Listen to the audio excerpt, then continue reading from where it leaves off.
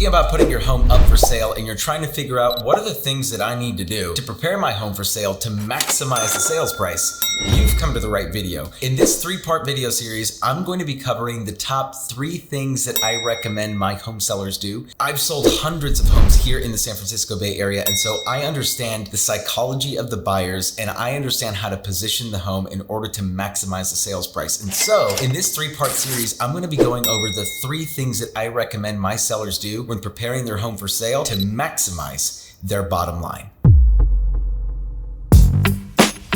For those of you who are new to the channel, my name is Danny Gould. I'm the CEO of the Selling Silicon Valley Group. Over the last 8 years after graduating from Stanford University, I've helped well over 200 families buy homes and sell homes here in the San Francisco Bay Area. Sold well over $200 million worth of real estate at the same time. You can check us out on Google, over 255-star reviews, Zillow, over 105-star reviews. So needless to say, I've had a lot of practice. I've seen a lot of transactions. And at this point in time, I've been able to develop a set of principles, guiding principles to help my sellers best prepare their home for sale to ultimately maximize their bottom line. And these are the principles that I'm going to be sharing over this 3-part series. And so before we get into the nuts and bolts of it all, the most basic principle that I have found to be true is that curb appeal matters so much more than the functionality of the property. And I know that sounds counterintuitive, but one of the biggest mistakes that I see home sellers make is focusing on making repairs like, oh, we gotta fix the sink or we gotta fix the wiring, or maybe the air conditioning is broken and so we're gonna sink money into that. And really, at this point in time, now this is not always true, but the vast majority of the time in the Bay Area housing market, especially when it is a seller's market, which we're in right now, those types of repairs tend to matter far less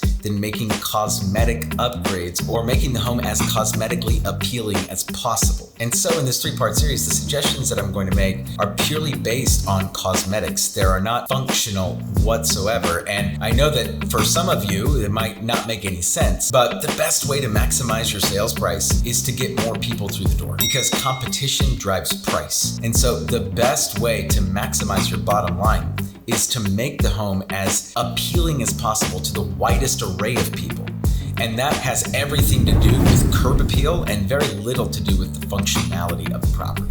Okay, so my first recommendation for preparing your home for sale is a free one. You have to spend $0. It does take a little bit of time, but you spend $0 doing this and it will dramatically improve the curb appeal of the property. And before I get into this, by the way, I do want to state that in previous videos, I have said, and I will stand by this claim, that I am not a designer. I am a great marketer. I am a great negotiator because that's my job as a real estate agent.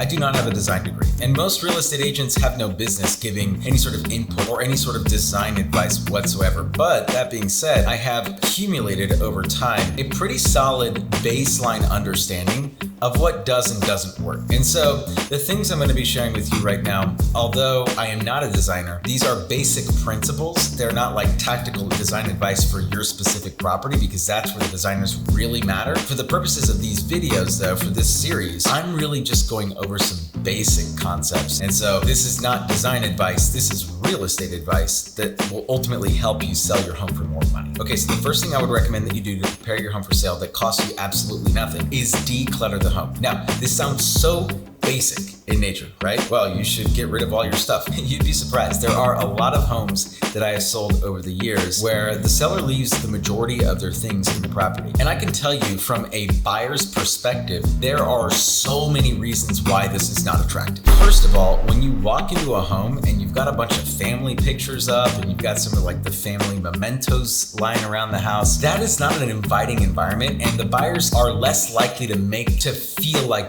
they can make that home their own, because you still have your stake in the ground there.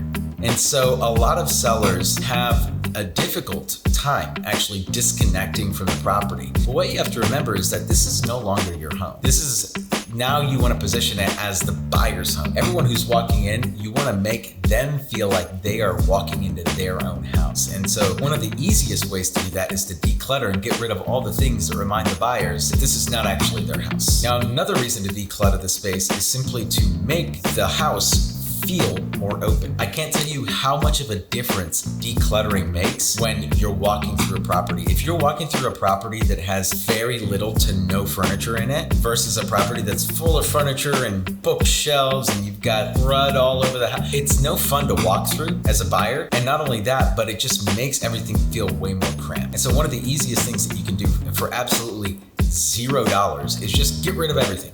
Just put it all into a storage unit. Sometimes my clients elect to place all of their belongings into their garage, which is fine. It's not the optimal approach. I would prefer, putting it into a pod, which can be moved to the next residence that you move to. So like one of these storage pods are really convenient. They're not that expensive. Or you can just put it into a regular storage unit, or worst case scenario, you put it into a shed or the garage. Ultimately, to best position your property, decluttering the home is one of the simplest and most cost-effective ways to make sure that you are making the space as open as possible, and at the same time letting the buyers come in there and really allowing them to feel like they can make that house their home. And by the way, this is very general advice, so if you're looking for something more specific to you and to your property, you can text the word Curb Appeal Consult. That's Curb Appeal Consult for a free in-house consultation to give you an idea as to what the things you should be doing to prepare your home for sale, because everyone's situation is slightly different. And so I can give you general advice here on this video, but we can give you